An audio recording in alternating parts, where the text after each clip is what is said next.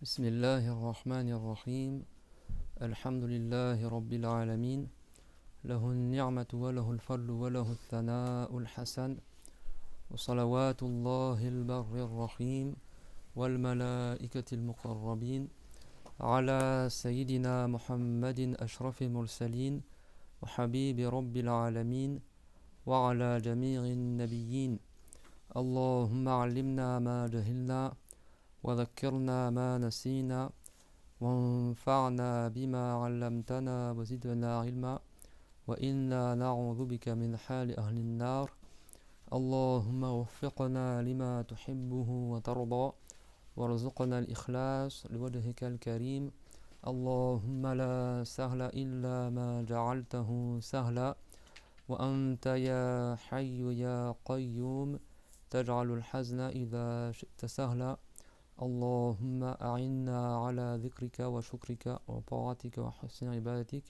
فإنه لا حول ولا قوة إلا بك يا الله يا رحمن يا ذا الجلال والإكرام آمين أما بعد الله تبارك وتعالى dit dans le Coran honoré وتعاونوا على البر والتقوى ولا تعاونوا على الإثم والعدوان, c'est-à-dire entraidez-vous pour les œuvres de bien et l'obéissance à Allah, et ne vous entraidez pas pour le péché et la désobéissance à Dieu. Donc on fait une bonne attention, lillahi ta'ala, dans le fait de réviser ensemble la science de la religion et s'entraider pour le bien et la piété, que le fait d'accomplir les obligations et d'éviter les interdits.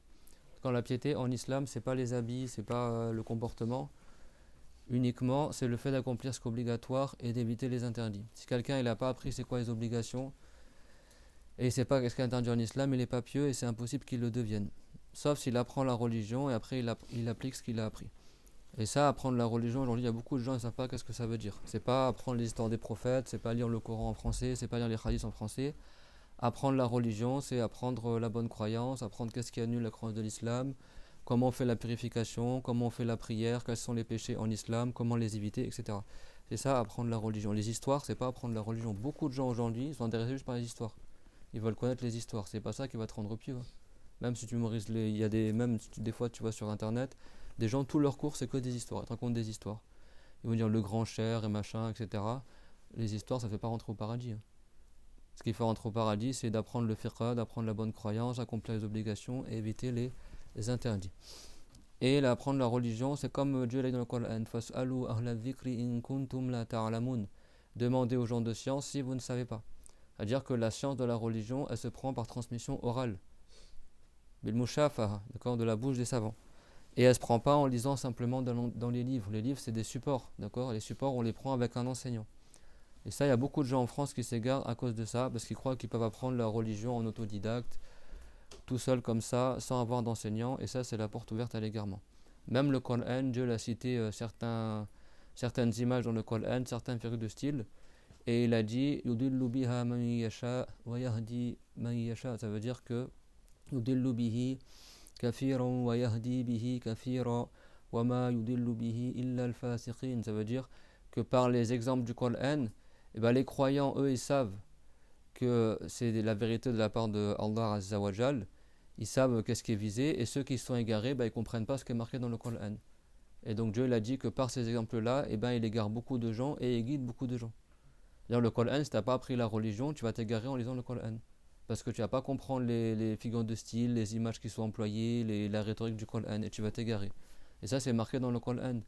هو الذي أنزل عليك الكتاب منه آيات محكمات وأخر متشابهات منه آيات محكمات هن أم الكتاب وأخر متشابهات. C'est-à-dire, il est celui qui a fait descendre sur toi le Coran, le livre. Dans ce livre-là, il y a des versets clairs, évidents. Hunna ummul kitab sont la mère du livre, ça veut dire quoi? C'est la référence dans le Coran. Wa ukharu mutashabihat, et d'autres versets, ils demandent une interprétation. Ils ne sont pas clairs pour tout le monde. C'est que ceux qui ont bien appris la rhétorique du Coran, qui ont appris l'explication du Coran de la bouche des savants, qui comprennent ces ayats. Et Allah Ta'ala, il a dit après فَأَمَّا الَّذِينَ فِي قُلُوبِهِمْ زَيْغٌ فَيَتَّبِعُونَ مَا تَشَابَهَ مِنْهُ. Quant à ceux qui ont un égarement dans leur cœur, au lieu de suivre les ayats clairs du Coran qui te dit que Dieu ne ressemble pas à ce qu'il a créé, que Dieu il n'a pas d'enfant, il n'a pas de femme, qu'il a besoin de rien, eux ils suivent quoi? Au lieu de suivre ça, ils suivent les ayats équivoques. Ar-Rahman Ar-Rashistawa ou Tajari bi Aryunina. Ils vont croire soi-disant Dieu établi sur le trône, Dieu a des mains, Dieu a des yeux, tous les figures de style qu'il faut que tu apprennes l'arabe pour savoir que quand on emploie le mot Ayn pour Allah, ça ne veut pas dire les yeux, que des fois ça veut dire la protection, que des fois ça a d'autres sens, que le mot Yad de Allah Azza wa Jal, des fois ça veut dire la puissance, des fois ça veut dire la possession. Et ça, c'est des sens très connus en langue arabe. Même en français, on dit il a entre ses mains pour dire il possède. La main pour dire la force. Le pacte, on dit aussi Yad au sujet de Allah Azza wa Jal. C'est-à-dire que ces gens-là, au lieu d'apprendre la base de l'islam, qui est que Dieu ne ressemble pas à ce qu'il a créé, ils lisent juste les ayats qui sont équivoques, dont le sens est à détailler, et après ils s'égarent. Ils vont dire Dieu il a une main, Dieu il a un visage, Dieu est assis sur le trône. Pourquoi? Parce qu'ils n'ont pas appris la religion. Et ça, c'est marqué dans le Coran. فَأَمَّا الَّذِينَ فِي قُلُوبِهِمْ زَيْغٌ فَيَتَّبِعُونَ مَا تَشَابَهَ مِنْهُ. Ceux qui ont un zayr dans leur cœur, ça veut dire quoi le zayr? Mail anil haq. Yazir anil haq, il a dalal. Il a un penchant pour aller vers l'égarement. Au lieu d'aller vers la vérité, il dévie pour aller à l'égarement. Et bien ces gens-là, au lieu de suivre ce qui est clair dans le Coran, ils suivent tout ce qui est équivoque, tout ce qui demande une explication. Et ils s'égarent. Allah Azza wa Jal, il a dit Ibtira al-fitna. Ces gens, ils suivent ces ayats-là pour semer la discorde, pour s'égarer. Wabtira at-ta'wili. Et ils cherchent la mauvaise interprétation de ces ayats. Wama ya'lamu ta'wilahu illallahu illallahu ar-rasikhuna fil ilm. Et ne connaît leur vraie signification à ces ayats du Coran que Allah et les gens qui sont très érudits dans la science du Coran. Yaquluna amanna bihi kullu min indillah. Ils disent qu'on a cru en cela et tout cela vient de Allah. وَمَا يَذَّكَّرُ إِلَّا أُولُو الْأَلْبَابِ. Et ne se rappellent de ça que les gens qui ont l'intelligence. C'est ça le Coran. Et ces gens-là, ils lisent le Coran ou ils ne lisent pas le Coran. Le prophète Mohammed lui-même, il a récité cette ayah. Dans le hadith rapporté par Muslim, le hadith de Aïcha. Il a récité cette ayah et après il a dit donc si vous voyez des gens qui se contentent de suivre ce qui est équivoque dans le Coran, alors ce sont ces gens-là même que Dieu a mis en garde dans le Coran. Alors mettez-vous en garde contre eux. Hadith Aïcha, anna Rasul alayhi salam, tala hazil aya. Huwa alladhi anzala alayka al-kitaba minhu ayatun muhkamatun hunna ummul kitab wa ukhra mutashabihat. فأما الذين في قلوبهم زيغ فيتبعون فأما الذين في قلوبهم زيغ فيتبعون ما تشابه منه. Je suis très fatigué parce que je suis venu en marchant, j'ai pris un mauvais bus là et j'ai pas du mal à respirer. Vous avez froid ou je peux ouvrir la fenêtre? Parce que j'ai du mal à respirer. J'avais pas de fenêtre depuis tout à l'heure. فأما الذين في قلوبهم زيغ فيتبعون ما تشابه منه ابتغاء الفتنة وابتغاء تأويله وما يعلم تأويله إلا الله والراسخون في العلم. الرسول تلا هذه الآية ثم قال فإذا رأيتم من يتبع ما تشابه منه فأولئك الذين سمى الله فاحذروهم. Le prophète l'a dit, mettez-vous en garde contre ces gens-là. C'est dans le hadith, c'est le premier hadith que Muslim a cité à la fin de son Sahih, c'est un chapitre, Kitabul Ilm, le chapitre de la science. Le premier hadith qu'il a cité, c'est celui-là. Que le prophète a récité cette ayah, sallallahu alayhi wa sallam, et après il a dit, si vous voyez qu'il y a des gens, ils se contentent de suivre les choses qui sont ambiguës, qui sont équivoques, dont le sens n'est pas clair dans le Coran, alors ce sont ces gens-là même que Allah il a nommés, alors mettez-vous en garde contre eux. Et aujourd'hui, tous les égarés que tu vois là sur internet, ce que disent salafistes ou autres, qui disent que Dieu est assis sur le trône, que Dieu a des mains, tout ça, toutes leurs preuves c'est quoi? Que des hadiths et des ayats équivoques. Jamais ils reviennent sur la ayah laysa kamithlihi shay, sur la ayah wa lam yakul lahu kufuwan ahad, sur la ayah wa ja'alu lahu min ibadihi juz'an innal insana lakafurun mubin. La première ayah, ça veut dire il n'y a pas une seule chose qui ressemble à Allah. Ça fait un. Dieu il a dit fala tadribu lillahi al-amthal, n'accordez pas des ressemblants à Allah. Ça fait deux. Il a dit wa lam yakul lahu kufuwan ahad, il n'y a rien qui est équivalent à Allah. Ça fait 3. Il a dit وَجَعَلُوا لَهُ مِنْ عِبَادِهِ جُزْءًا إِنَّ الْإِنسَانَ لَكَفُورٌ مُبِينٌ. Ils ont attribué à Allah des parties de ses créatures. Certes, ces gens-là sont des mécrants avérés. Et d'où Dieu, alors, et selon eux, il aurait un visage, des mains et s'assoit, tout ça. Position assise, c'est pas comme l'être humain. L'être humain, il ne s'assoit pas. Ah, mais il ne s'assoit pas comme nous. Ben, le singe, c'est pas comme nous. Ça veut dire que le singe, on peut l'adorer parce que c'est pas comme nous. Et le Coran, il est clair, mais ces gens-là, ça c'est ce qu'on appelle des ayats explicites. Il y a des ayats, il n'y a pas de doute, le sens il est clair et net. Lam yalid, Dieu n'a pas d'enfant. Lam yulad, Dieu n'est pas l'enfant de quelqu'un d'autre. La ta'khudhuhu sinatun wa la naum, Dieu n'est pas pris par la somnolence. Dieu n'est pas sujet au sommeil. Il y a plein d'ayats dans le Coran, c'est ce qu'on appelle des ayats explicites. Hal ta'lamu lahu samiyya, est-ce que tu connais un équivalent à Allah? Il y a plein de ayats dans le Coran. Hal ta'lamu lahu samiyya, est-ce que tu connais un équivalent à Dieu? C'est ça la croyance de l'islam, c'est pas la croyance des juifs et des chrétiens que Dieu c'est un être humain qui est assis dans le ciel sur le trône. Qui a créé le ciel? Allah. Qui a créé le trône? C'est Allah. Donc Dieu existait avant le ciel et avant le trône. Est-ce qu'avant le trône, Dieu il était assis sur le trône? Bah non. Est-ce qu'avant le ciel, Dieu était dans le ciel? Non. Et le trône, il est où? Il est au-dessus du paradis. Et le paradis, il est où? Au-dessus du 7e ciel. Le trône, il est même pas au ciel. Donc de dire que Dieu est au ciel sur le trône, c'est du n'importe quoi. Et donc là, on est dans le mois de Rajab. Le prophète lui-même, il est monté au ciel. Et il est monté au paradis. Et il a vu le trône. Et il a décrit le paradis, le trône. Et les anges qui portent le trône. Il a dit Udinali an asfifa wahidan minhu. Minhum, il m'a été autorisé de décrire un des anges qui porte le trône. Il dit Min shahmati udhunihi ila aratiqihi masiratu samri mi'ati am bi khafaqan al-tayr musri'. Entre le lobe de son oreille et son épaule, il y a la distance de 700 ans en vol d'oiseau. Un oiseau normal du bas monde, s'il voulait voler de là à là, il devrait voler pendant 700 ans pour parcourir cette distance-là. Ça, c'est un des anges qui porte le trône.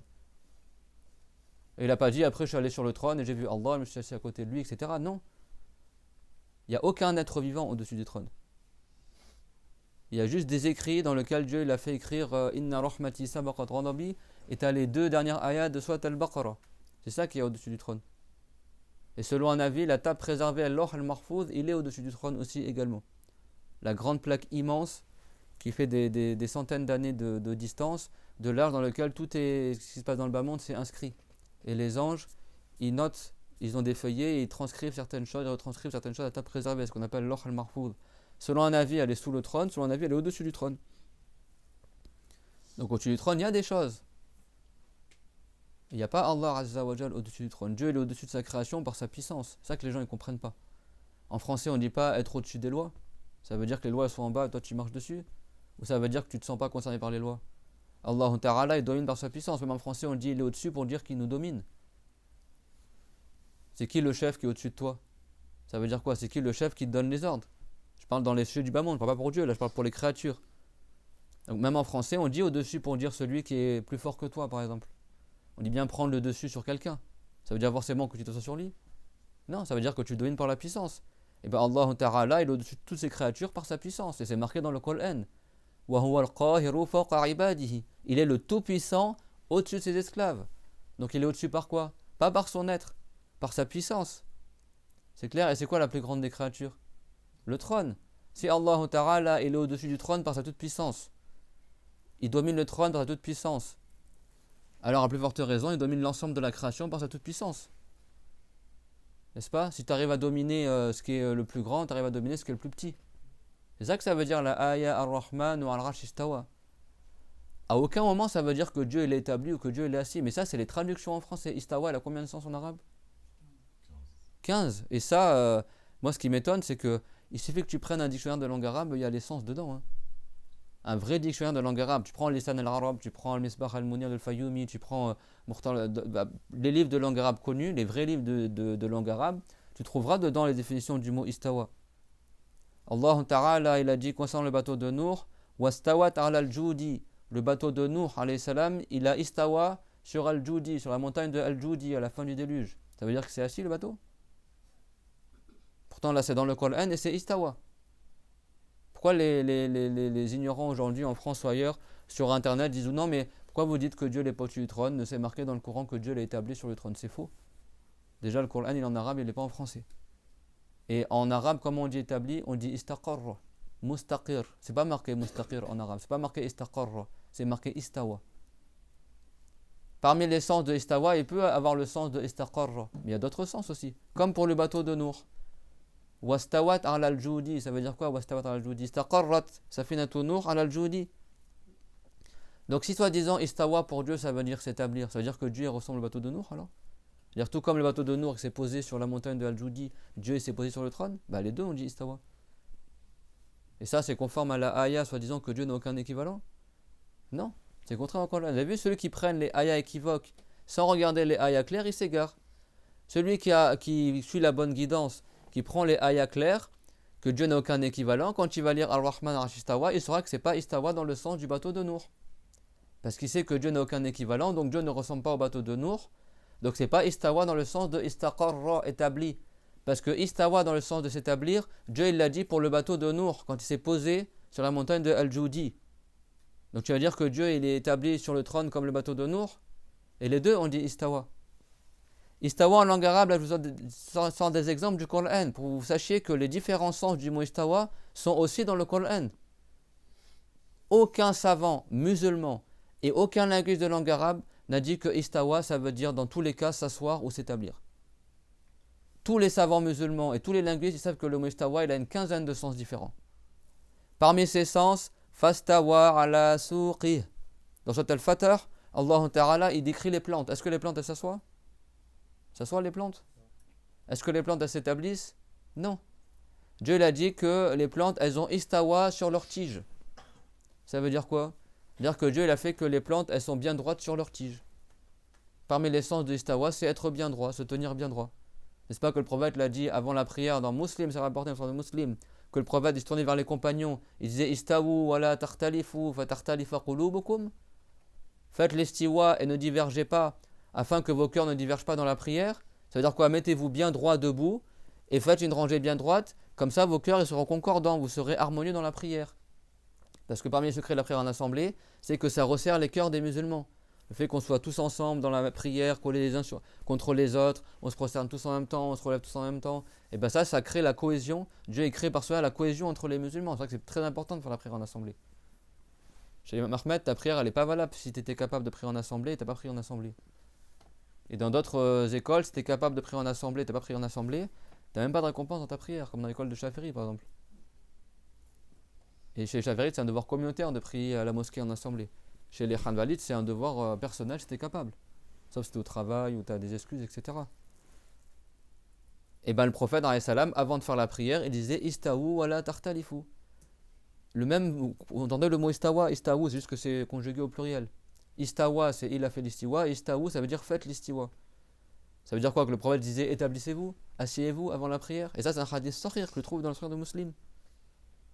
Bizarrement, les mêmes personnes, ils vont te prendre dans le Sahih de Muslim, soit disant que Dieu serait dans le ciel, mais pour Istawa, là, ils ont oublié que Istawa, ça veut dire autre chose que s'asseoir.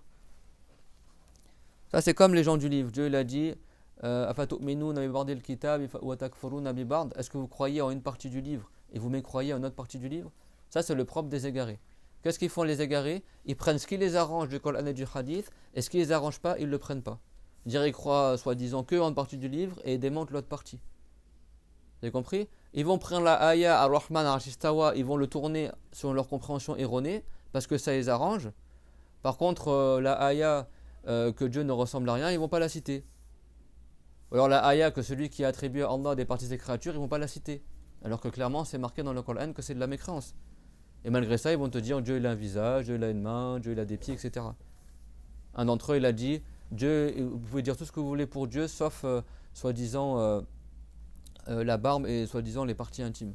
Mais tu peux dire qu'il a une langue, des dents, pour eux il pleure et il rigole, il s'étonne, etc. Vous savez qu'As-Suyuti, dans son livre, dans l'explique Al-Bayan, les sciences du Coran, il a dit que toutes les ayahs en arabe qui sont attribuées à Allah, où c'est marqué Barbiya, Khaswatan al-Ibad, des ayahs qui normalement en langue arabe ça signifie l'étonnement. Et bien il dit que c'est interdit de l'interpréter dans le sens que c'est Dieu qui s'étonne. Pourquoi? Parce que l'étonnement, il a lieu suite à une chose que tu ne savais pas. C'est-à-dire qu'il y a une chose qui arrive sans que tu en connaisses la cause, et donc ça t'étonne. Donc ça implique l'ignorance. Donc on ne dit pas Dieu il s'étonne. Et donc les ayahs dans le Coran où Dieu dit par exemple dans le sens quoi le plus étonnant que ces gens-là, etc. Ça ne veut pas dire que Dieu il s'étonne, c'est-à-dire que les gens doués d'une raison saine, il est requis de eux qui s'étonnent de l'état de ça. C'est-à-dire que Dieu, il parle comme c'est lui qui s'étonnait, mais ça veut dire les gens intelligents, ils s'étonneraient de ça. Vous avez compris?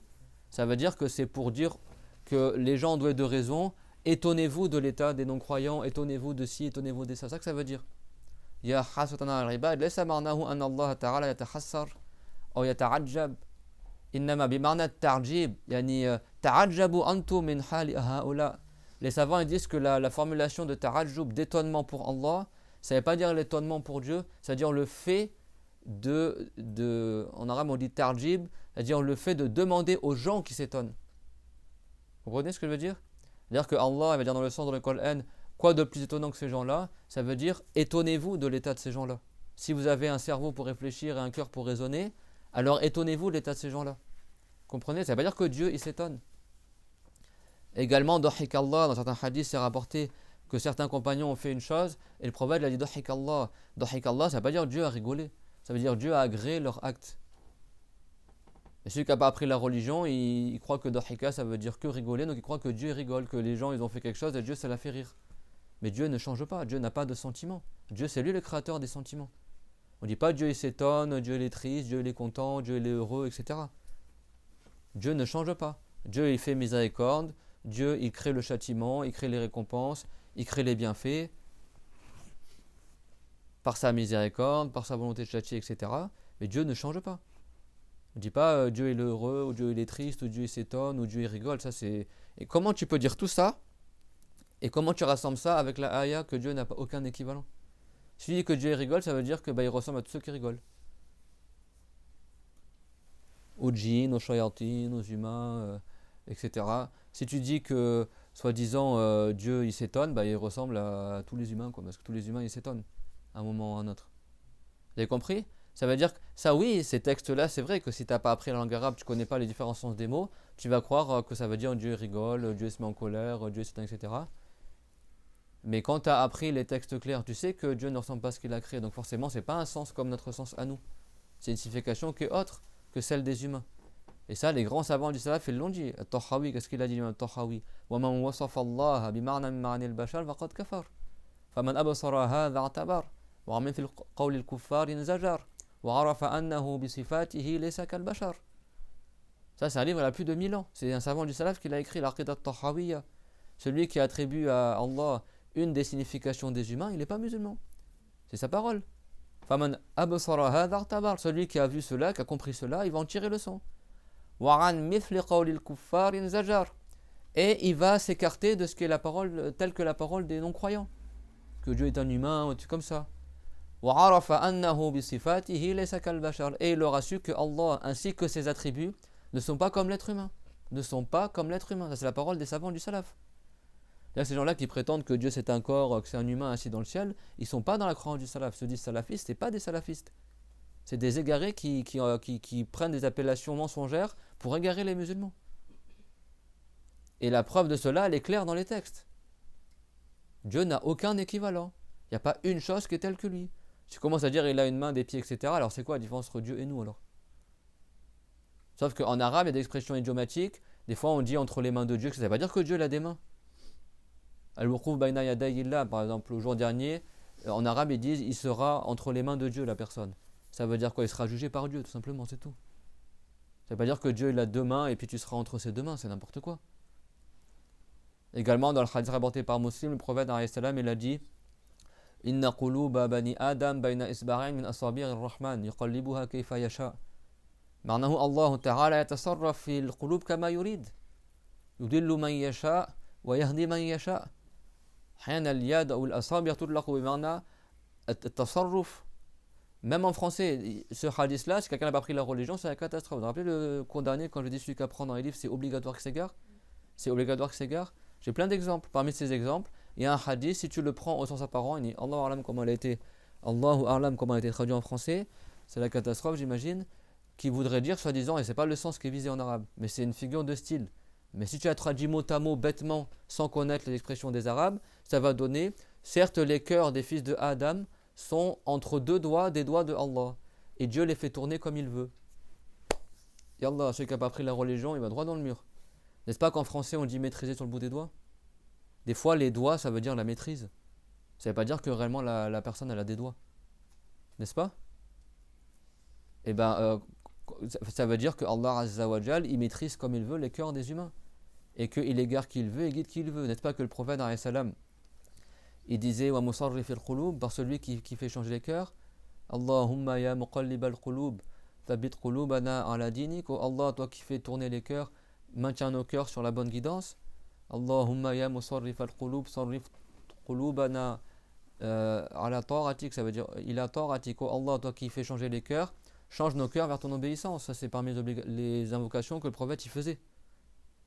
C'est clair, mon tout le monde? Ça veut dire ça, le hadith. Et ça, c'est une figure de style qui est magnifique en arabe quand tu comprends l'arabe.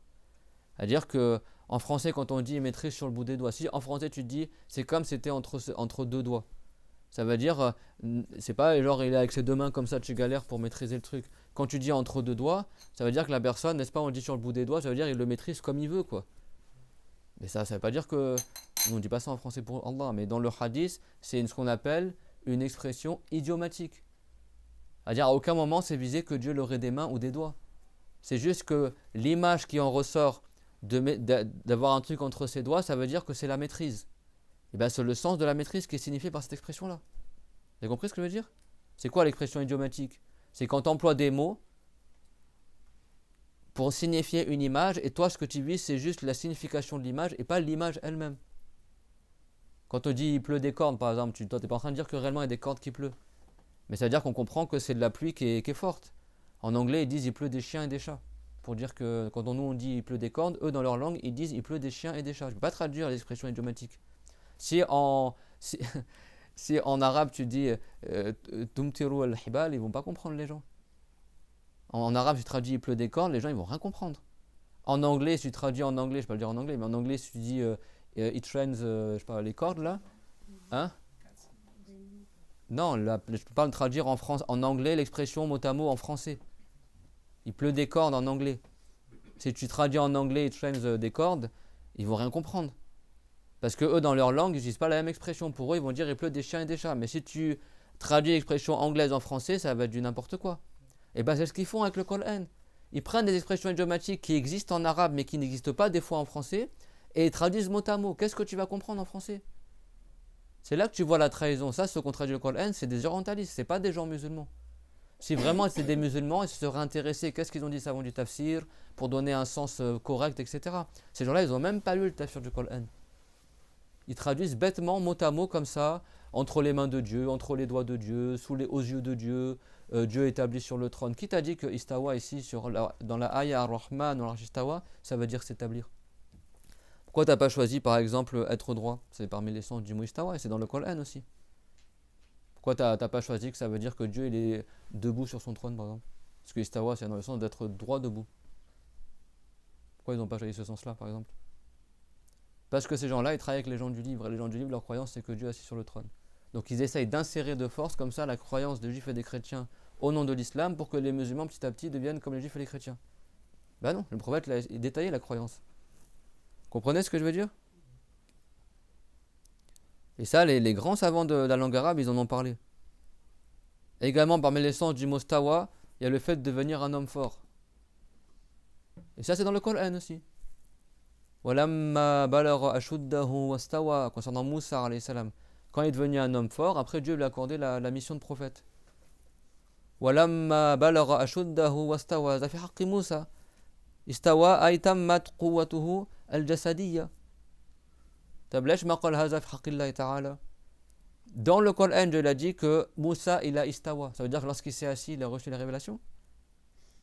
Non, ça veut dire lorsqu'il est devenu un homme fort, à un âge où sa force complète, et ben Dieu lui a accordé la mission de prophète. Et dans le Coran, comment il a dit Allah istawa. Istawa.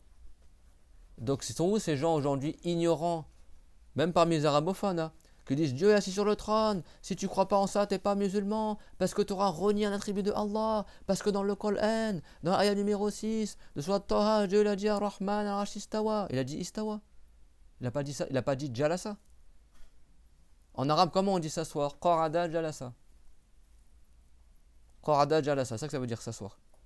Istawa, c'est pas son sens d'origine de dire que ça veut dire s'asseoir. Hein. Istawa du mot sawi qui veut dire des fois le fait d'être égal. Istawa en arabe, c'est-à-dire quand tu es au même niveau si on dit istawa. En français, en arabe, quand tu passes des niveaux en langue arabe, on dit pas les mustawa. Premier mustawa, deuxième mustawa, mustawa, ça vient du mot istawa. C'est-à-dire quoi les différentes positions assises? C'est la position assise numéro 1, numéro 2, numéro 3. Toute personne qui apprend l'arabe, qui est dans un institut arabe, etc., il parle de mustawa. Le niveau, on appelle ça des mustawa en arabe. À mustawa, il y a le mot istawa dedans, c'est la même racine. Parce que être au même niveau, on appelle ça Istawa aussi en arabe, c'est le même verbe. Quand l'eau elle bout, on dit istawa al-ma. Quand le fruit devient mûr, on dit istawa al-thamar. Quand l'homme il devient pubère, on dit istawa al-rajul. Quand tu tiens bien droit, on dit istawa. Et ça, il y a une quinzaine de sens différents. C'est-à-dire que ces gens-là, volontairement, ils falsifient le Coran. Surtout que quand tu as appris que Dieu ne ressent pas ce qu'il a créé, comment tu vas comprendre du mot istawa que Dieu est assis? Comment tu peux comprendre ça? Alors qu'à côté, Allah Ta'ala, il te dit qu'il n'y a pas une seule chose qui est comme lui. Attends, mais quelqu'un qui est assis, il n'a pas de ressemblant? Tu peux dire que quelqu'un il est assis mais il n'a aucun ressemblant? C'est valable de dire ça? On est tous assis aujourd'hui. Il y a quelqu'un qui est debout là? On est tous assis là. Ça veut dire que pour ces gens-là égarés, on ressemble tous à Allah. Quelqu'un, un musulman, il va dire ça? Ou dans le sens que Dieu ressemble à chacun d'entre nous. Parce que chacun d'entre nous, il est assis, il a deux yeux, il a des mains, il a des pieds. C'est pas la croyance de l'islam. Ils vont dire, mais non, mais Dieu ne ressemble pas à ses créatures, ça veut dire son visage n'est pas comme notre visage à nous, ses mains ne sont pas comme notre main à nous, son pied n'est pas comme mais pas comme nous. Ben c'est alors Ali, son visage n'est pas comme le mien. Le singe, il n'a pas un visage comme nous. Le singe n'a pas une main comme nous. Ça veut dire que, soi-disant, ça veut rien dire de dire ça. Avoir un main, un visage, tout ça, ça veut dire que tu es un corps, ça veut dire que tu es créé. Ahmed Hanbal, il a dit Man qala Allahu jismun la kal ajsam fa huwa kafir. Comme il le rapporte Badruddin az-Zarkashi dans son livre Tashnif al-Masami'. Celui qui dit que Dieu est un corps pas comme les corps, il n'est pas musulman. Ben c'est ça, quand tu dis Dieu il a une tête pas comme nous, Dieu il a une main et pas une main comme nous, ben ça veut dire que la personne croit que Dieu est un corps mais pas comme nous. Ben son jugement c'est qu'il n'est pas musulman. Et ça c'est les grands savants du salaf qui l'ont dit. L'imam Ahmad ibn Hanbal, il a dit Man qala Allahu jismun la kal ajsami fa huwa kafir. Kama naqala anhu Badruddin az-Zarkashi fi kitabi Tashnif al-Masami'. Et tous les savants ils ont dit ça. L'imam Malik, quand quelqu'un il a demandé à l'imam Malik comment Dieu il a istawa sur le trône, l'imam Malik il a baissé la tête, il s'est mis à transpirer, tellement la question ça l'a mis en colère. Parce qu'on ne dit pas comment au sujet de Allah. Si quelqu'un il pose la question comment au sujet de Allah, c'est-à-dire qu'il a pour croyance que Dieu c'est une créature. Parce que c'est à la créature qu'on dit comment. Comment elle est, est-ce qu'elle est grande, petite, rouge, verte, elle est immobile, en mouvement, en haut, en bas, à droite, à gauche, ça veut dire comment. Al-Kaif. L'imam Ali, comme il le rapporte à Abu Mansour al-Bardadi dans son livre Al-Farq ben al-Firaq, et là je vous parle de livres qui ont 1000 ans ou 900 ans. Al-Farq ben al-Firaq, il a 900 ans le livre. 900 ans. Il a été écrit par un grand savant chaférite, Abu Mansour al-Bardadi. Il rapporte la parole de l'imam Ali qui dit La yuqal kaif inna man kayyafa al-kaif, la yuqal anhu kaif. On ne dit pas comment au sujet de celui qui a créé le comment. Inna alladhi ayyana al-ayn la yuqal anhu ayn. Et celui qui a créé le où, on ne dit pas où à son sujet. Le comment, c'est les caractéristiques des créatures, la couleur, la forme, l'immobilité, la température, l'humidité, est-ce qu'il est sec, est-ce qu'il est froid, est-ce qu'il est chaud. C'est ça le comment, qui a créé ces choses-là? C'est Allah. Donc celui qui a créé le comment, on ne dit pas comment à son sujet, parce que Dieu n'est pas concerné par ces sujets-là. Et où, c'est une question pour désigner quoi? L'endroit. Celui qui a créé l'endroit, on ne dit pas où il est, parce que celui qui a créé l'endroit existait avant l'endroit. Allah existait avant le monde. Avant qu'il crée le monde, il n'y avait pas de monde, il n'y avait pas d'endroit, il n'y avait pas de lieu, il n'y avait pas d'espace. Et donc il existait sans être dans un lieu. Donc tu as raison, elle accepte que Dieu existe sans être dans un lieu, que Dieu il est sans être dans un endroit. Parce qu'avant il n'y avait pas d'endroit, donc, et Dieu est de toute éternité. Donc il est avant l'existence des endroits. Et il était sans endroit de toute éternité. Après avoir créé les endroits, il ne change pas, il est toujours tel qu'il est de toute éternité sans endroit. C'est aussi simple que ça. Et ça, c'est pas une parole à moi, hein. C'est la parole des compagnons du prophète. N'est-ce pas que l'imam Ali il a dit Kan Allahu ala makana wa huwa al-ana ala ma alayhi kan. Dieu est de toute éternité sans être dans une place et il est tel qu'il est de toute éternité sans endroit. Et ça, tous les savants ont dit ça. Musulmans, je parle. Pas les faux savants saoudiens qui se disent savants et en réalité, les saoudiens, ils n'ont aucune chaîne de transmission. Parce qu'eux, ils considèrent que tous les savants musulmans, c'est des égarés. Tous les Ash'arites Maturidites, pour eux, c'est des mécréants. Toute la science du hadith, toute la science du tafsir, toute la science de la langue arabe, toute la science du tajwid a été transmise par les Ash'arites et Maturidites. C'est eux notre chaîne de transmission pour toutes les sciences de la religion. La science du hadith, c'est qui le premier qui a écrit dans Usul al-Fiqh? L'imam al-Shafiri. L'imam al-Shafiri, il n'avait pas la croyance des wahhabites. L'imam al-Shafiri, il a dit la prière, elle n'est même pas valable dans quelqu'un qui croit que Dieu est un corps. Il dit la prière, elle n'est pas valable derrière lui. Même s'il se réclame de l'islam, il a dit sa prière, elle n'est pas valable. Et l'imam Malik, c'est pareil, il a dit la même chose. Quand ils lui ont posé la question comment il a istawa, il a baissé la tête comme ça, s'est mis à transpirer, il a dit Dieu il a istawa comme c'est informé dans le Coran. Et c'est pas, on ne dit pas comment au sujet de Allah Azza wa Jal, et le fait de demander le comment au sujet de Allah, c'est une bid'a, c'est une mauvaise innovation. Et il a dit, je vois que tu n'es qu'un mubtadir, et après il a dit à ses élèves, faites-le sortir. Parce qu'il a vu, c'est quelqu'un qui est venu perturber le cours pour poser une question de mécréance, billah.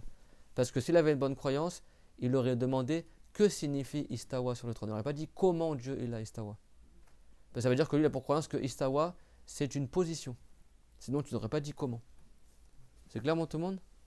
Et istawa, pour Allah Azza wa Jal, ça veut ni dire s'asseoir, ni dire s'établir. Si tu dis s'asseoir, ça veut dire que tu considères que Allah, il est comme Pharaon, comme Iblis, qui avait des trônes, il s'était assis, comme n'importe quel être humain qui s'assoit. Et si tu dis s'établir, alors tu as comparé Dieu au bateau de Nour, que Dieu il a dit Wastawat al-Judi. Ces gens-là, en fait, ils sont des charlatans. Parce qu'ils sont là tout le temps en train de dire Dieu s'est sur le trône. Non, Dieu il a istawa sur le trône. Aucun musulman il nie le fait que Dieu il a istawa sur le trône. Par contre, tous les musulmans ils nient que le mot istawa ça veut dire s'établir dans cette ayah. Parce que les musulmans ils savent que Dieu c'est pas comme le bateau de Nour et on ne dit pas qu'il s'établit. Et je vous dis une chose, en arabe, s'asseoir c'est jalasa et qarada. Dieu n'a pas dit Ar-Rahman ou Al-Arshi jalasa. Il n'a pas dit Ar-Rahman ou Al-Arshi qarada. Il a dit istawa. Et s'établir en arabe c'est istaqarra. Dieu n'a pas dit Ar-Rahman ou Al-Arshi istaqarra. Il a dit istawa. Comprenez ce que je veux dire? Oui, parmi les mots des sens de istawa, il y a s'asseoir. Quand tu es bien assis sur ta monture, on dit istawa. Et ça c'est dans le Coran aussi. Je ne sais pas si vous imaginez, subhanallah. Yani, si quelqu'un il dit que Dieu il a istawa dans le sens de s'établir, il a comparé Dieu à quoi? Il a considéré que Dieu ressemble à quoi? Oui, mais plus particulièrement en prenant un exemple du Coran. Au bateau de Nour, Wastawat al-Judi. Dieu l'a nommé, il a utilisé le verbe istawa pour le bateau de Nour quand il s'est établi sur la montagne. Donc si tu dis que Dieu l'a istawa sur le trône dans le sens de s'établir, c'est-à-dire que pour toi Dieu l'a istawa sur le trône comme le bateau de Nour. C'est-à-dire qu'il ressemble au bateau de Nour, c'est de la mécréance. Si tu dis istawa dans le sens de s'asseoir, Dieu il a dit thumma tadhkuru ni'mata rabbikum idha stawaytum. C'est-à-dire lorsque vous êtes assis sur la monture, rappelez-vous du bienfait de Allah. Et tu dis Subhanalladhi sakharana hadha wa ma kunna lahu muqridin. C'est dans le Coran tout ça. Quand tu montes sur ta monture, une fois que tu es bien assis, tu dis n'a aucun défaut celui qui a soumis pour nous la monture, le cheval, par exemple, ou le chameau tel que cela, et on n'a aucune part en cela. C'est pas nous qui avons fait que ces montures-là sont soumises à nous. C'est Allah uniquement. C'est lui qui a créé la soumission dans ces montures-là. Nous, on fait les causes, mais c'est Dieu qui le crée. Et donc Dieu, il a dit quoi en parlant de ce sujet-là? Il a dit ثُمَّ تَذْكُرُوا نِعْمَةَ رَبِّكُمْ إِذَا اسْتَوَيْتُمْ. Puis vous vous rappelez le bienfait que Allah vous a donné dans ces montures-là, lorsque vous êtes bien assis sur vos montures. Donc là, c'est istawa dans le sens de s'asseoir. Donc si quelqu'un dit Ar-Rahman ou Ar-Arshi istawa, ça veut dire que Dieu il s'est assis sur le trône, et alors il a comparé Dieu à quoi? Aux humains quand ils s'assoient sur leur cheval. Et tous ces sens-là sont dans le Coran. Dans le Coran, c'est rapporté istawa dans quel sens? S'asseoir sur sa monture. Et Dieu il a dit ça pour la créature. Donc si quelqu'un il prétend que istawa pour Dieu ça veut dire ça, il a comparé à Dieu à ceux qui s'assoient sur leur cheval. Istawa dans le sens devenir fort. D'accord? Allah Ta'ala il a dit que Moussa alayhi salam il a istawa. Alors ils ne sont pas allés jusqu'à dire ce sens-là. Istawa dans le sens s'établir. Ça c'est pour le bateau de Nour alayhi salam. Donc ça veut dire que tous ces sens-là ce sont des sens pour les créatures, c'est pas des sens pour le créateur. En revanche, Allah Ta'ala, il a dit Huwa Rabbul Arshil Karim, et le Seigneur du trône éminent. C'est-à-dire que c'est lui qui a créé le trône et c'est lui qui est le propriétaire du trône. Et il a dit Wa huwa al-qahiru fawqa ibadihi, et le tout-puissant au-dessus de ses esclaves. Et il a dit Wa huwa ala kulli shay'in qadir, et il est sur toute chose tout-puissant. Donc ça veut dire quoi? Istawa sur le trône. Il est tout-puissant sur le trône. C'est-à-dire que sa puissance elle concerne le trône et tout le reste des créatures. Tout comme Dieu l'a dit, il est le tout-puissant au-dessus de ses esclaves. C'est-à-dire qu'il est au-dessus de ses esclaves et au-dessus de ses créatures et au-dessus du trône par sa toute-puissance. C'est ça que ça veut dire Ar-Rahman ou Al-Arshi istawa, tout simplement. Et ceux qui disent non, si tu renies que Dieu il est assis sur le trône, tu as nié un attribut de Allah. Non, parce que nous on n'a jamais nié que Dieu l'a istawa sur le trône. Par contre, nous ce qu'on nie, c'est ta mauvaise compréhension du mot istawa. Parce que le mot istawa, si tu prétends que ça veut dire juste s'asseoir, s'établir, tu es un menteur.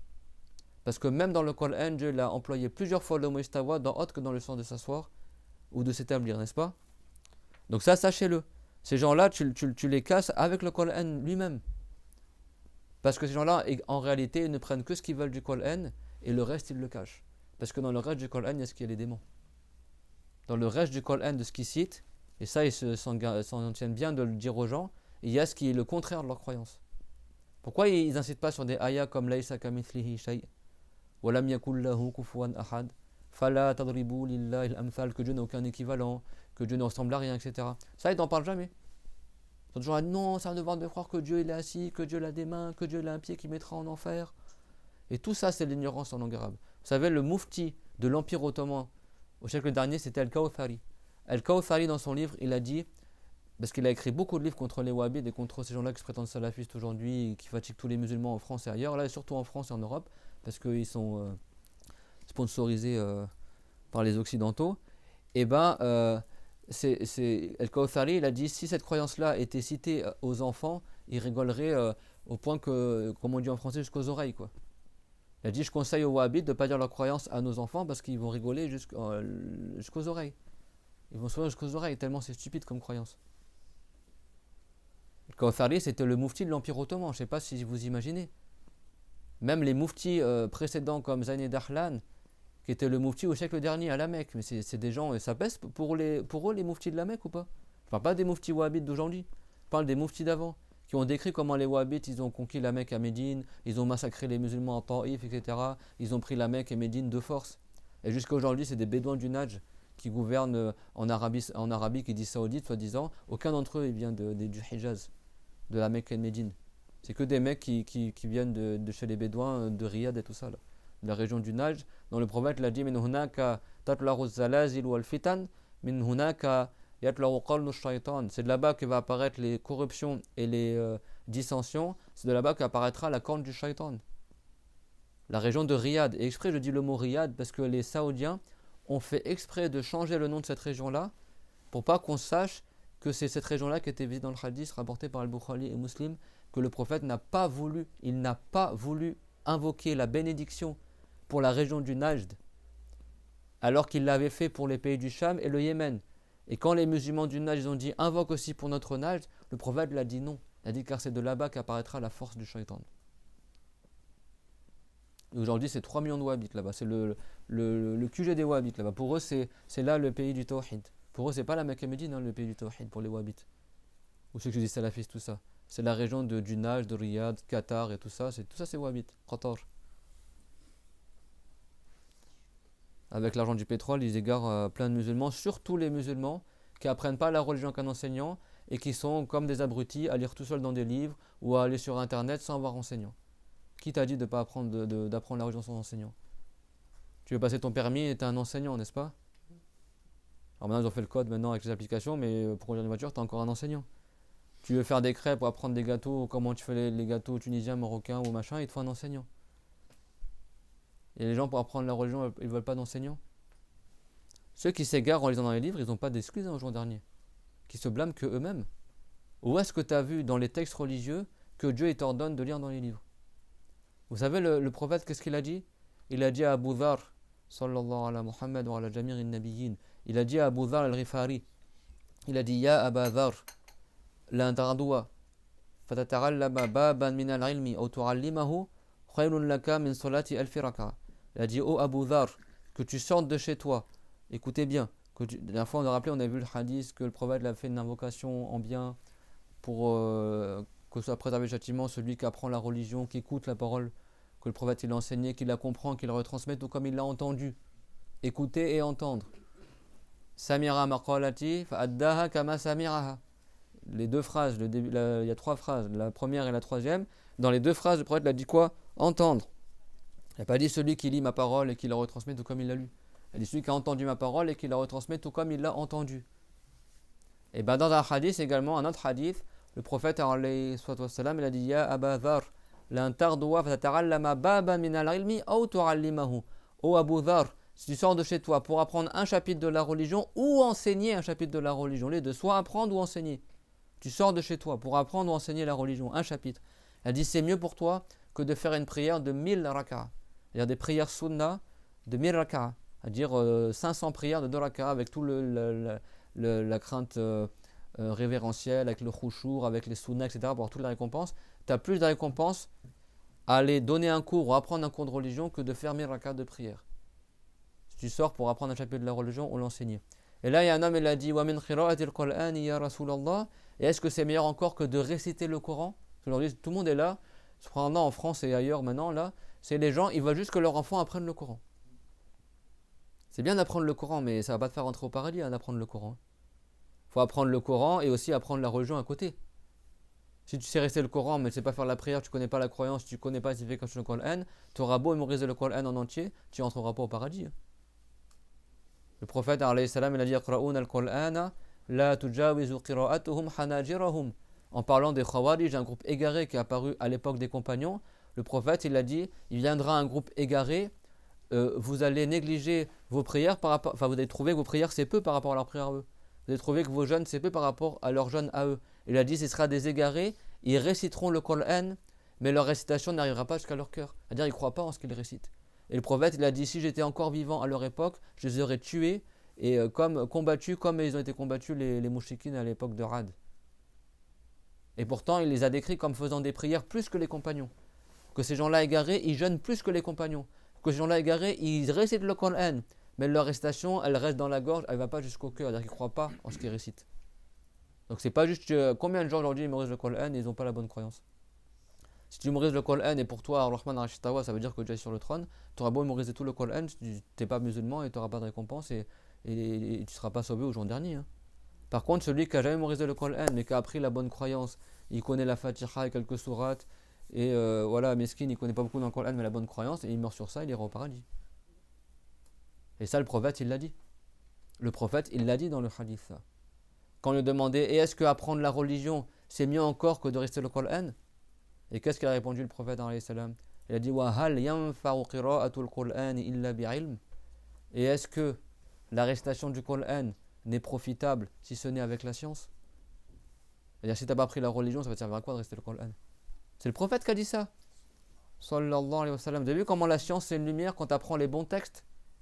Quand tu apprends les textes, là il faut les apprendre. Au lieu d'aller chercher les textes équivoques que seuls les savants connaissent leur sens, reste sur les textes clairs. Textes clairs, ils te guident dans la religion. Eux, c'est les garés, ils font quoi? Ils délaissent tous les textes clairs et ils vont aller s'intéresser que Dieu mettra son qadam en enfer, que Dieu mettra son lijal en enfer, que Dieu il a dohika, donc ils vont croire que Dieu met son pied en enfer, que Dieu l'a rigolé. Ils ne savent pas que dohika, ça veut dire, comme il dit Nawawi, que Dieu l'a agréé ce qu'ils ont fait, rahimahum, ou radiya anhum. Que le qadam en arabe, ça veut dire ce que tu mets en avant, ça ne veut pas dire le pied à la base, c'est-à-dire ce que tu mets en avant. Donc quand on dit que Dieu mettra son qadam en enfer, ça ne veut pas dire il mettra son pied en enfer, c'est-à-dire il mettra en avant quelque chose en enfer. Et que le mot rijal en arabe, ça veut dire pied, mais ça veut dire aussi le groupe. Rijal min jarad, on dit. Et que quand on dit quand c'est rapporté dans le hadith, hatta yadar al-jabbar rijlahu fi jahannam, jusqu'à que al-jabbar, Dieu, il met son rijal en enfer, ça veut pas dire il mettra son pied, c'est-à-dire il mettra son groupe en enfer. Le groupe que Dieu a créé le mettra en enfer, le groupe de Ya'juj et Ma'juj, le dernier groupe qui remplira l'enfer. Quand tu as appris la religion, tu sais, si tu n'as pas appris, bah reste sur les ayats clairs et les textes clairs. Si tu restes sur le texte clair, tu vas dire, ah, la langue arabe elle est vaste. Le mot qadam pour Dieu, c'est sûr que ça ne veut pas dire pied. Ça a un sens que je ne sais pas, mais la langue arabe est vaste et on sait que les mots pour Dieu, quand ils sont employés pour Dieu, n'ont pas le même sens que pour la créature. C'est clair, mon tout le monde, ça? Ça coûte quoi aux gens d'aujourd'hui d'expliquer ça dans les mosquées? Au lieu de faire des khutbas là, de Francisou, là, toutes les mosquées dans la région parisienne, que ce soit des mosquées wahhabites ou pas wahhabites, hein. Quelle mosquée en France t'enseigne la croyance musulmane? Ouais, mes chers frères et sœurs, faites la prière ou donnez, n'est-ce pas, Abou? Donner de l'argent à la mosquée, etc. Non, mais une fois on était au Jumeirah avec Abou, lui il comprend pas l'arabe, moi je comprends l'arabe. Machallah, il y avait un enseignant très fort dans le Coran, un Égyptien qui venait d'Égypte. Donc il récitait tout ça et après il faisait un rappel en arabe, tout en arabe. Donc il parle, les doras, les préliminaires, quand tu fais avec l'adoration, etc. Bon, c'était un peu flou, mais c'était pas mal. Puis après, tu as un des gars de la mosquée, un des gens de la mosquée, il passe à côté de lui comme ça, il lui fait une petite tape comme ça, il lui fait parle des aumônes, s'il te plaît. Genre dans ton rappel, dis aux gens qui font des aumônes. Et après, le mec il a embrayé. Et les aumônes pour la mosquée, etc. Et après, en fait, à chaque fois, même le discours de Jumu'ah, même le prêche, en fait, c'est toujours fait donner de l'argent à la mosquée, quoi. C'est-à-dire que le mec, la manière dont il l'a dit, ça se voyait que. Après, nous on pense le bien, mais bon, c'est pas la première fois qu'on va là-bas, on sait comment ça se passe. Le mec, ils ont même le truc pour les cartes de crédit, etc. Tu vois. Je veux dire, pendant que le gars il fait cours, le mec il passe avec le truc là, TPE là, et non, c'est pas une blague. Elle donne et tout ça, et puis après il est là, que Dieu il. C'est bien de donner de l'argent à la mosquée, mais aussi vous donnez aussi de la science aux gens. Donnez la science aux gens. Les savants ils disent si tu vois que le savant a le cœur attaché à l'argent, ne lui fais pas confiance pour ta religion. إذا رأيت العالم متعلق القلب بالمال فلا تأمنه على دينك. C'est les savants qui disent ça. Alors, je dis pas qu'eux ils ont le cœur attaché à l'argent, mais quand tu as des mosquées qui t'enseignent rien du tout et juste sont là de donner à la mosquée, donner à la mosquée, on fait pas le tarawih tant qu'on n'a pas rassemblé 5 000 euros, c'est pas ça maintenant? En région parisienne. Ah, si vous donnez pas, on n'atteint pas les 1 000 euros ce soir, là, moi je fais pas de dora après la prière. Hein.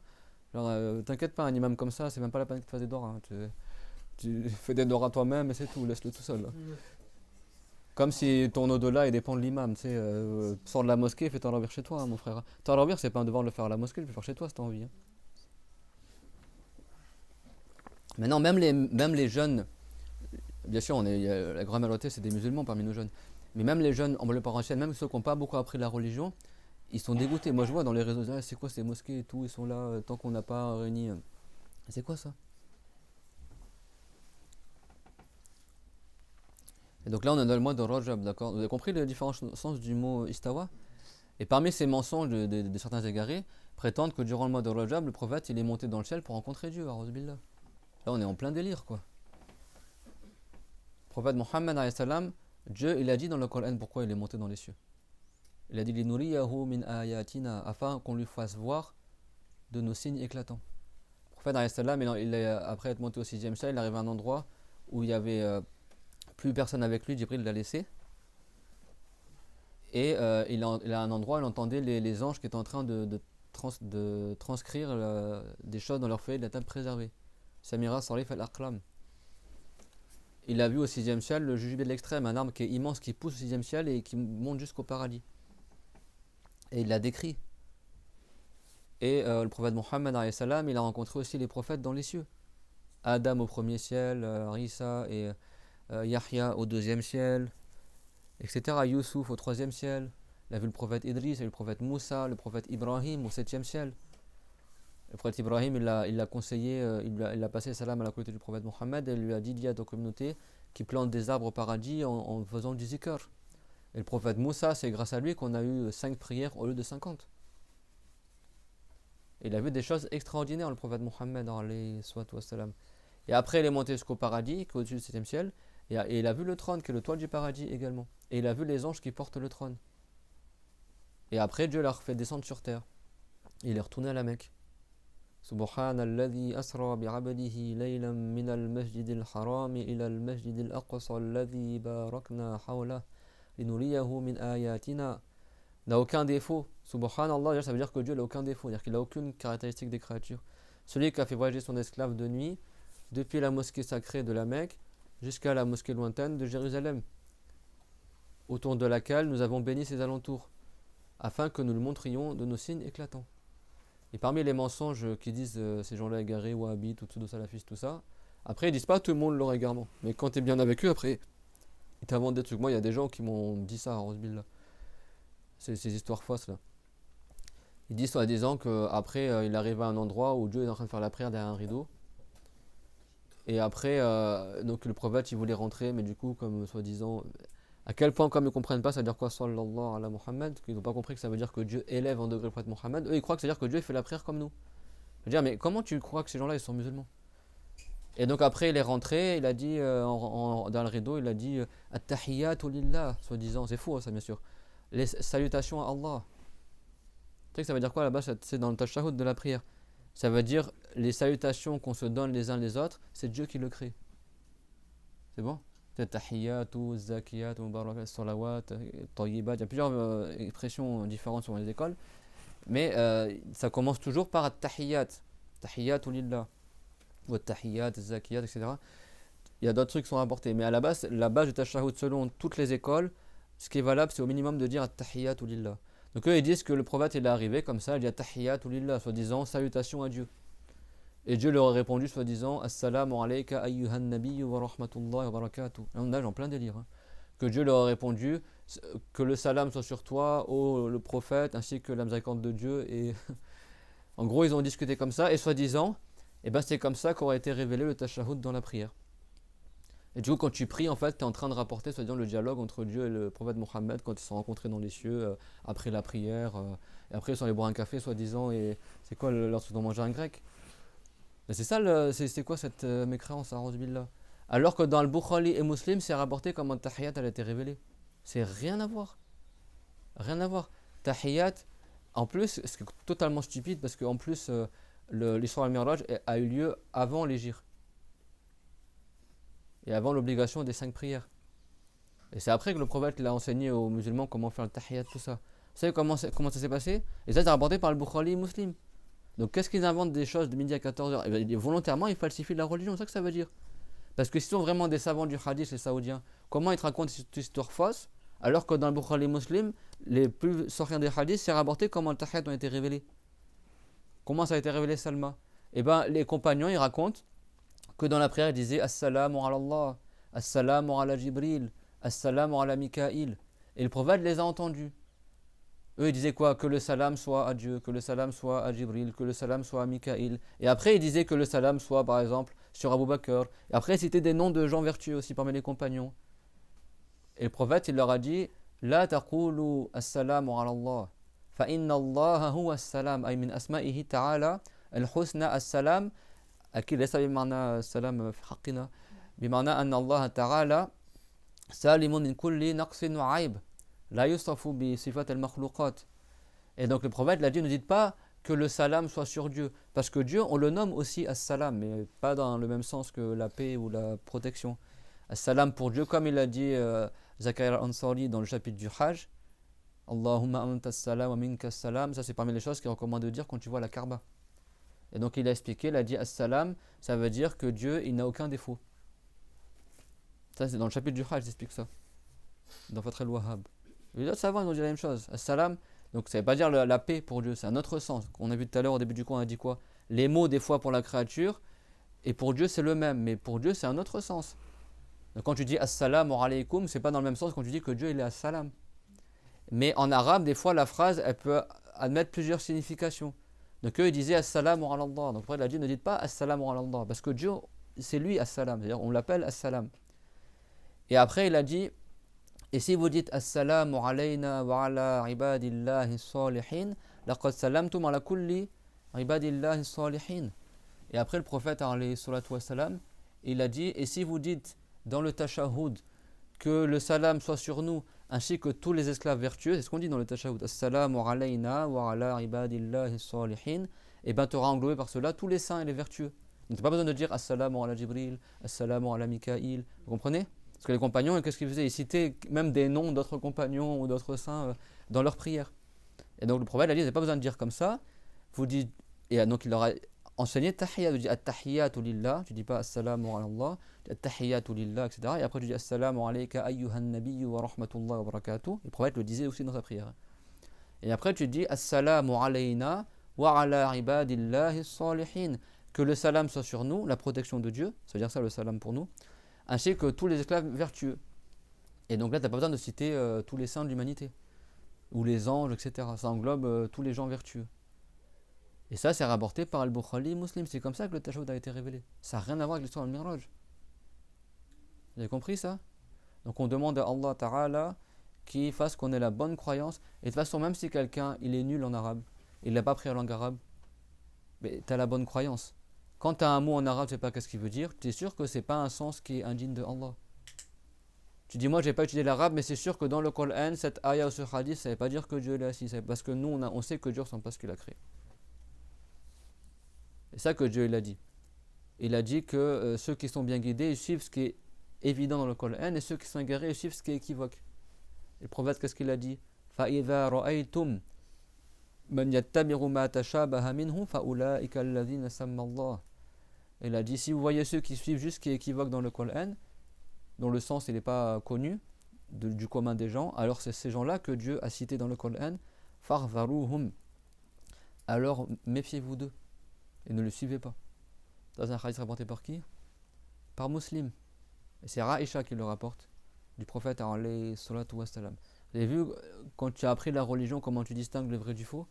Et comment tu vois aujourd'hui qu'il y a beaucoup de charlatans qui égarent les gens. Et bizarrement, ils ne te citent jamais les trucs clairs dans le Coran. C'est toujours les choses, non, mais Dieu, ça, il a une voix, Dieu il rigole, Dieu il s'étonne. Tout ça parce qu'ils n'ont pas appris la langue arabe. Et même si tu as appris la langue arabe, c'est qu'ils n'ont pas appris la bonne croyance. Parce que même si quelqu'un est ignorant en langue arabe, il sait très bien que moi, voilà, je connais un peu le dialecte. Je sais qu'en dialecte, on dit dahik dans le sens il a rigolé. Mais là, franchement, pour le hadith, comme ça parle de Allah, je m'avance pas, ça a un autre sens. C'est ça qu'on dit quand quelqu'un est musulman, il dit ça. Il dit, moi je sais que qadam, ça veut dire pied en arabe, on va dire qadam au rijal en dialecte. Après, là, comme c'est un texte de Allah, voilà, Allah alam, l'arabe c'est vaste.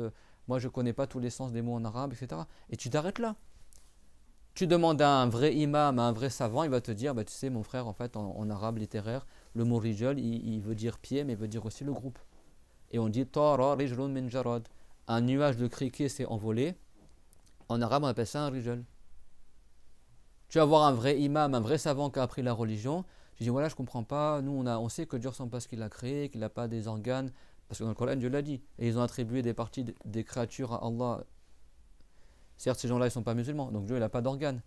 Alors pourquoi dans les hadiths, c'est rapporté, par exemple, que Dieu il mettra son qadam en enfer? Et moi, je sais que qadam en arabe, ça veut dire le pied. Bah, tu demandes. Mais je sais que Dieu n'a pas de pied.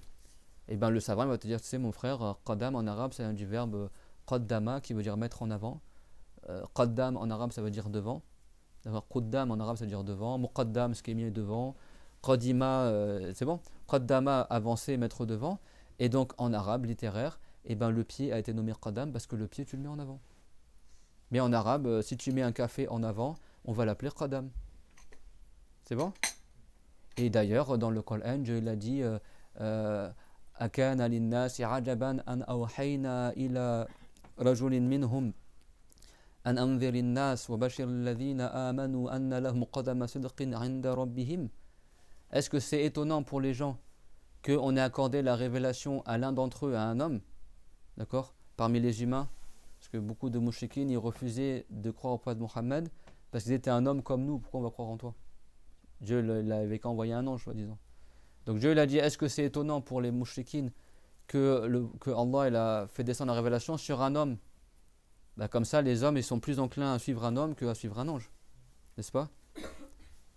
An awhayna ila rajulin minhum an anzirin nas, dans le sens de la ayah en arabe, que avertit les gens du châtiment, wa bashiril ladhina amanu, et annonce la bonne nouvelle à ceux qui ont cru, anna lahum qadama sidqin 'inda rabbihim ay yawm al-qiyamah, et annonce la bonne nouvelle à ceux qui ont cru qu'ils auront un qadam de véridicité auprès de leur Seigneur, ça veut dire au jour dernier. C'est-à-dire ils seront honorés par Dieu. En arabe, on dit Rindallah dans le sens qu'ils seront honorés. N'est-ce pas qu'en français, on dit il est proche du président, dans le sens qu'il est agréé par le président? Et des fois, Rinda en arabe, ça veut dire dans le sens du mérite, pas dans le sens de l'endroit. C'est clair, mon tout le monde?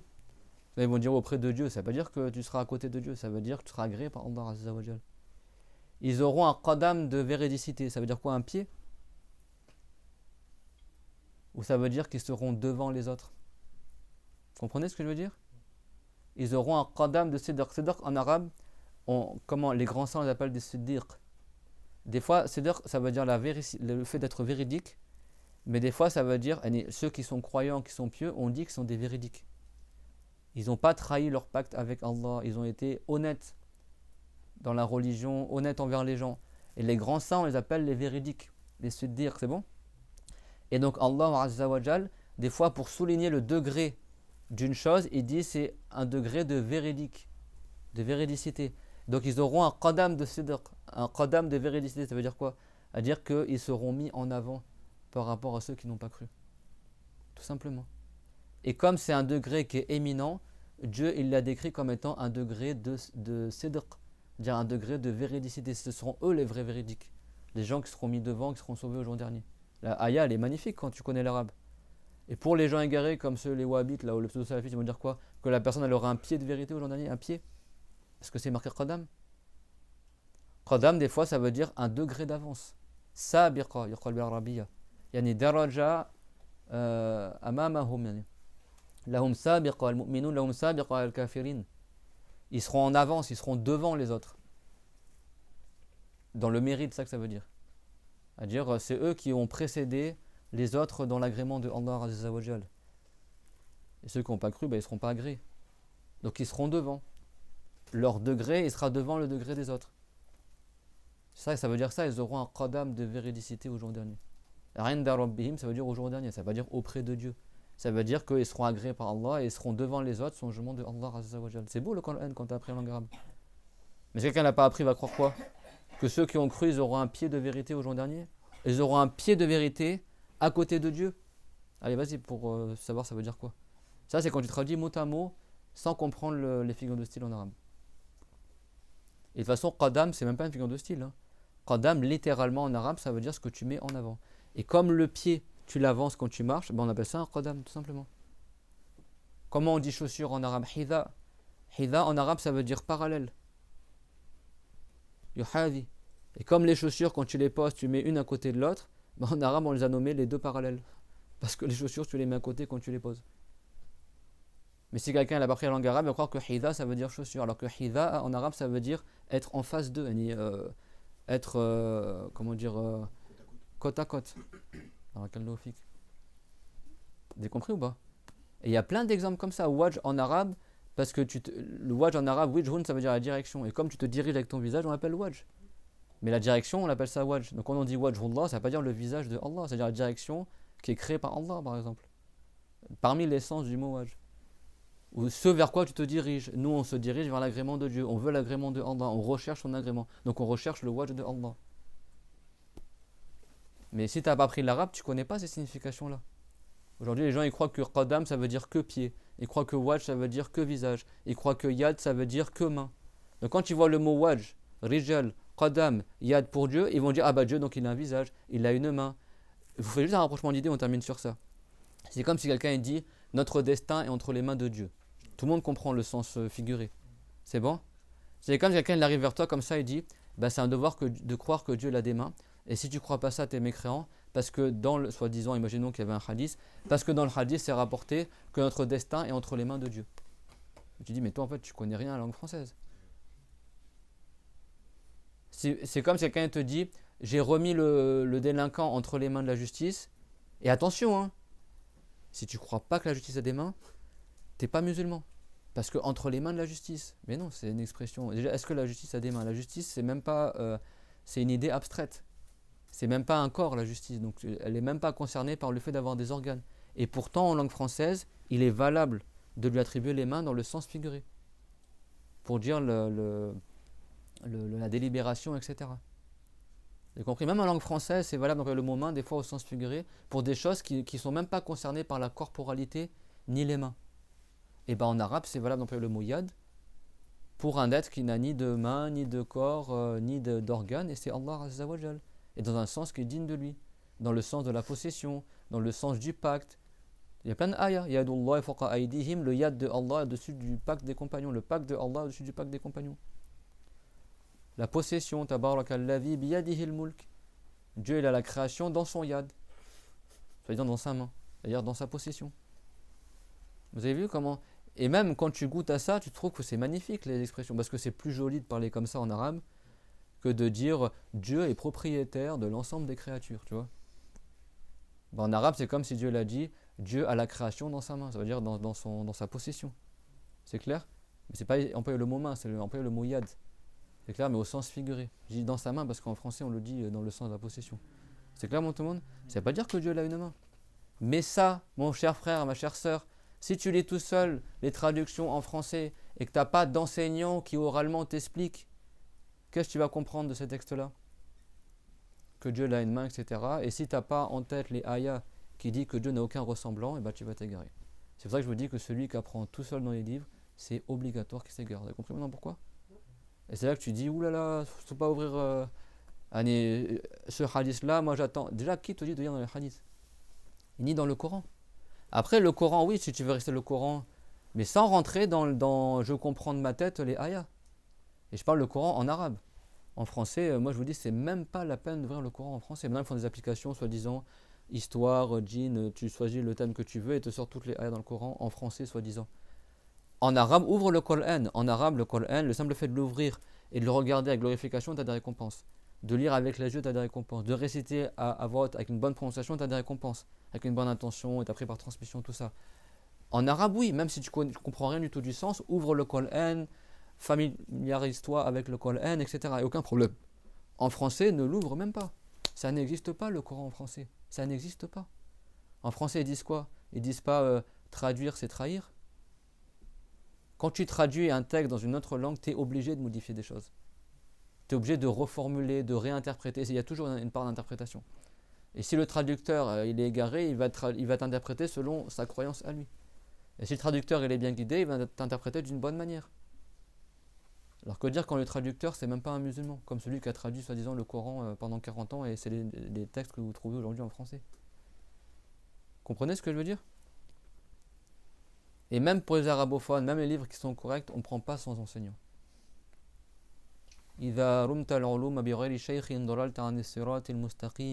Si tu recherches la science sans chair, tu vas t'égarer du droit chemin. Ça c'est le grand savant Abu Hayyan al-Andalusi qui l'a dit. Et il a dit quoi aussi?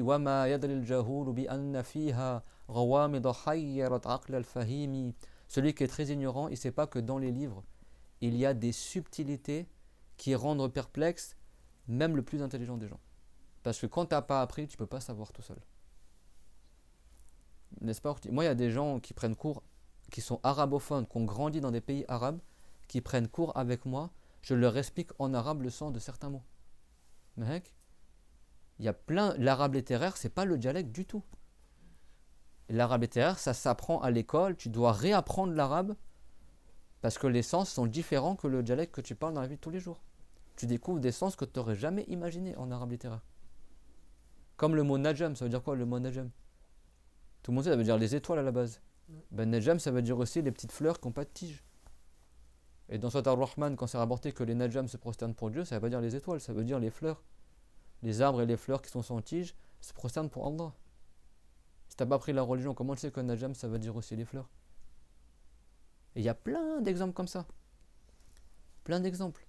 Il y a un arabe usuel, tout le monde connaît un peu les sens et les significations, et tu as le vrai arabe littéraire, dont il y a plein de sens qu'il faut avoir étudié l'arabe littéraire avec des savants, ou à l'école, tout ça, avec des savants musulmans ou des chouyours qui ont bien appris, et qui t'expliquent qu'en fait en arabe, il y a plein d'expressions en arabe et de choses, de subtilités dans la langue, que si tu n'as pas appris, tu ne vas pas le savoir, même si tu es arabophone. Même si tu es arabophone. Plein d'arabophones ne savent pas que rani et faqir, ça veut dire qu'il n'a pas besoin, il a besoin. Des fois en arabe on dit Hazil jumla rani yatu an isharah. Rani an isharah, ça veut dire quoi? Il est riche d'explications? Non, ça veut dire qu'il n'a pas besoin d'explications. Rani en arabe ça veut pas dire riche, ça veut dire qu'il n'a pas besoin. On dit que Dieu est rani, c'est-à-dire qu'il a besoin de rien, et nous on est faqir, c'est-à-dire qu'on a besoin de Dieu. Mais celui qui apprend un arabe normal, il va croire que Dieu est riche et nous on est pauvres. Ça n'a rien à voir, c'est pas ça que ça veut dire en arabe. Wallahu al-ghani wa antumul fuqara. Dieu il est al-ghani, celui qui n'a besoin de rien, ni du trône, ni des cieux, ni de l'acte d'adoration. Et vous, vous êtes les fuqara, c'est-à-dire vous, vous êtes ceux qui avez besoin de Allah. Vous avez vu quand tu as appris la religion, la ayah elle est magnifique. Mais si tu traduis mot à mot, Dieu est le riche et vous êtes les pauvres. Ok, ça veut dire quoi, tu vois? Alors qu'elle ne veut pas dire ça, la ayah. Vous avez vu quand j'explique, et c'est pas moi qui sors de ma tête, hein, c'est des savants de tafsir. Quand tu apprends avec l'explication de la bouche des gens de science, tu vois comment le Coran il a une toute autre dimension que les soi-disant traductions en français, là, bébête, là, au pied de la lettre. Et d'ailleurs, combien ils lisent en français, ils ne comprennent pas, ils disent je comprends pas, c'est flou, etc. Bah oui, t'inquiète pas, c'est normal, c'est parce que c'est du n'importe quoi qui est marqué en français. Que Dieu nous facilite. C'est clairement tout le monde des questions, ce qu'on a vu? C'est bon, Hamza, pour toi? C'est pour ça, c'est pas pour blâmer les gens. Moi, je dis ça, c'est parce que quand tu as appris, moi, j'ai pas appris en France. Mais quand tu es arabophone, quand tu arrives, même des gens, même des jeunes, moi je connais des jeunes qui sont arrivés en France, ils m'ont dit, mais ils sont ignorants les musulmans ici.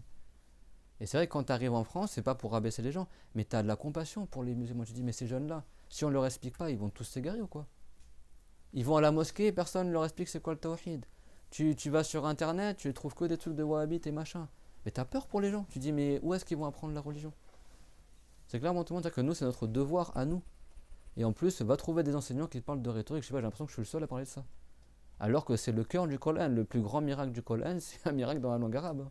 Il y a 60 000 miracles dans le Coran, mais le miracle le plus évident du Coran, pour tout arabophone, il le sait très bien, c'est qu'il est écrit d'une manière qu'aucun être humain ne peut faire pareil. C'est ça le miracle premier du Coran.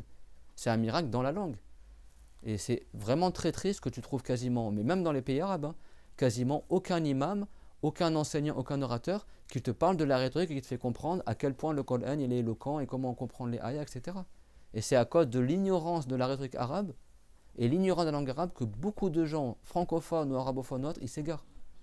Parce qu'ils lisent des figures de style et ils ne savent pas que c'est des figures de style et les prennent au sens apparent, au sens propre, et ils s'égarent. C'est pour ça que Dieu il a dit quoi? Il a dit qu'en parlant que Dieu est tout puissant sur Al-Baqarah, qu'il peut donner l'exemple d'une mouche, etc., ou d'un moustique. Et quant à ceux qui ont cru, que la vérité elle vient de Allah. Al-haqqu min rabbihim. Et ceux qui n'ont pas la foi, ils vont dire Mada aradallahu bihadha mathala. Qu'est-ce que Dieu a voulu dire par cet exemple-là? Ils ne comprennent pas le Coran. Et après, Dieu l'a dit Udillu bihi kafiran wa yahdi bihi kafira. C'est-à-dire que Dieu, par ces exemples-là du Coran, il égare beaucoup de gens qui, eux, ils n'ont pas compris les figures du Coran. Wa yahdi bihi kafira. Et il guide beaucoup de gens pour ceux qui ont une connaissance de la langue arabe et qui ont la foi, eh bien, ils comprennent les figures du Coran, les images, et c'est une cause de bonne guidance pour eux. Et ça, c'est dans Surat Al-Baqarah. Donc le Coran, ça peut être une cause de bonne guidance pour celui qui a appris, et ça peut mener à l'égarement si quelqu'un il comprend mal le Coran. C'est pour ça que quand ils ont demandé au prophète Mohammed, est-ce que c'est mieux encore d'apprendre la religion ou d'enseigner la religion que de réciter le Coran? Qu'est-ce qu'il a répondu? Vous vous rappelez? وَهَلْ يَنْفَعُ قِرَاءَةُ الْقُرْآنِ إِلَّا بِعِلْمٍ. Et est-ce que la récitation du Coran n'est profitable si ce n'est avec la science? C'est-à-dire le Coran, quand est-ce que vraiment tu vois que ça fleurit en toi les significations? C'est quand tu as appris la religion. Tu apprends la religion, après tu apprends le Coran. Et ça, il y a un compagnon. Vous avez appelé ce compagnon, comment il s'appelle? Non. Jundub ibn Abdillah. Il a dit Kunna ma'an nabiyyi sallallahu alayhi wa sallam wa nahnu fityanun hazawira. On était avec le prophète alors qu'on était encore des enfants proches de la puberté. Fatarallamna al-iman. Donc nous avons appris la foi. Thumma, la bonne croyance. Thumma tarallamna al-Qur'an. Ensuite, on a appris le Qur'an. Fazdadna bihi imana. Et donc on a augmenté par le Qur'an en foi. C'est ça l'ordre. Ils ont d'abord appris la bonne croyance. Une fois qu'ils avaient la garantie de bien comprendre le sujet parce qu'ils avaient la bonne croyance, ils ont appris le Qur'an. Et quand ils ont appris le Qur'an, ils ont entré dans le Qur'an la bonne croyance, mais d'une manière très éloquente, la plus éloquente, ça les a encore plus augmentés en foi. Vous avez compris l'ordre? La foi, Qur'an, et après il a encore plus de foi. À l'époque de Omar ibn al-Khattab, quand il était calife, Abu Musa al-Ash'ari, il a écrit une lettre à Omar ibn al-Khattab. Il a dit Alhamdulillah, on a enseigné le Qur'an aux gens, beaucoup de gens mémorisent le Qur'an, tout ça. Et Omar, il a eu peur. Parce qu'il a vu qu'au Yémen, beaucoup de gens ils s'adonnaient à mémoriser le Qur'an, mais est-ce qu'ils apprennent d'abord la bonne croyance? Est-ce qu'ils apprennent la religion avant? Et donc Omar ibn al-Khattab, il a écrit à Abu Musa al-Ash'ari, il lui a dit de dire à ces gens-là que la bonne manière de faire, c'est d'abord apprendre la bonne croyance et après d'apprendre le Qur'an. Et il a conseillé ça à Abu Musa al-Ash'ari. Et qu'est-ce qu'ils disaient les compagnons? Il disait Antum qawmun utitumul Qur'an qabla al-iman. Amma nahnu fa utina al-imana qabla al-Qur'an. Le Qur'an a été révélé sur 20 ans. Khadija, elle est décédée, rahimahallah wa radiyallahu anha, le Qur'an n'était pas révélé en entier. La dernière ayat du Qur'an a été révélée peu avant la mort du prophète. Donc les compagnons, pendant des dizaines d'années, ils apprenaient la croyance avant même d'apprendre la prière. Il n'y avait pas la prière encore. Pendant environ 12 ans environ, il n'y avait pas encore la prière obligatoire. Il n'y avait pas le jeûne de Ramadan, ça a été rendu obligatoire après l'hégire, le jeûne de Ramadan. La zakat c'est pareil, le hajj c'est pareil, et la prière peu avant l'hégire. Donc pendant environ 10 ans, les compagnons n'apprenaient que la croyance. Et le Qur'an n'était pas révélé en entier. Il n'était pas révélé en entier. Et donc qu'est-ce qu'il a dit? Il a dit, vous êtes un peuple, vous avez reçu le Qur'an avant la foi. C'est-à-dire que vous, comme vous êtes venus après les compagnons, vous n'avez pas connu l'époque où nous on apprenait la religion avant d'apprendre le Qur'an. Parce que le Qur'an n'était pas encore révélé en entier. Il a dit, vous avez eu le Qur'an en premier avant d'avoir appris la foi. Alors que nous les compagnons, on a d'abord eu la foi et après on a eu le Qur'an.